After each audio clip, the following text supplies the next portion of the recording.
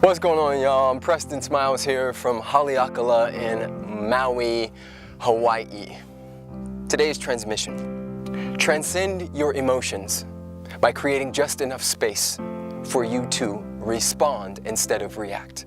And one of the things I've noticed, especially in men, but people in general, is that we are very reactive. We spend a lot of time trying to even the score and prove a point, no matter what the cost is, leaving metaphorical dead bodies in our wake.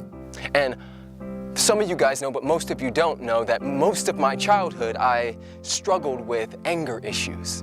I didn't know how to communicate like I do now. And one of the beautiful things about when you take yourself on and choose to dive deep into transformational and personal development work is that it prepares you for when shift hits the fan, right? So the other day, true story, I'm in a Barnes & Noble's in Hawaii finishing my book, Love Louder, which will be out next year. Ooh, ooh. And this guy walks in and sits down with his dog. We're all, reading, writing, everybody's really quiet. He comes in with a like Game Boy type of console, and he commences to play his game as loud as possible, right? Volume all the way up to the top. And I did what most people do. We all kind of noticed it and looked at each other and were like, so I took a couple breaths. I walked over to him and said, "Brother man, do you mind turning that down? Some of us are trying to read and it's a little distracting." No response. He didn't even look up at me. So my story at first was that this man disrespected me, right? I felt the emotion come up. But I did what I'm asking you to do, which is create just enough space. I created just enough space by asking the question, how do I want to respond to this? Not how do I want to react, but how do I want to respond? And just enough space was created for me to step out of my anger and story, because the issue is never the issue. Our interpretation of the issue is the issue.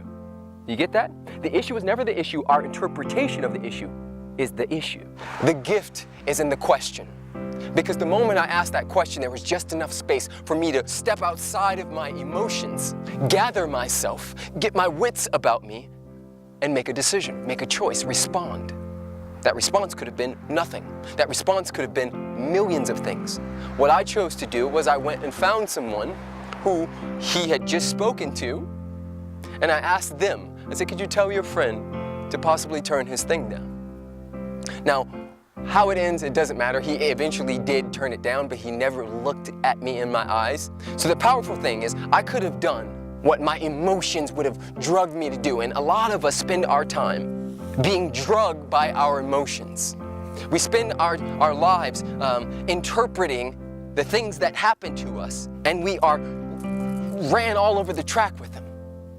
But if you can respond, if you can have your wits about you when hell is crashing all around you, then that's a powerful place to be in. Because everything you affirm from a positive place, every time you say something, and I'll tell you guys this from the bottom of my heart, every video I do, everything I talk about, I get tested on. And it's gonna be the same for you. When you say, "You know what, I'm going after my dreams," immediately the universe is going to send a test. Do you go to the party or do you study? You say, "You know what? I'm going to attract the man of my dreams." The universe is going to send a test. It's going to send you a guy that is not the man of your dreams. Do you date him or do you hold out?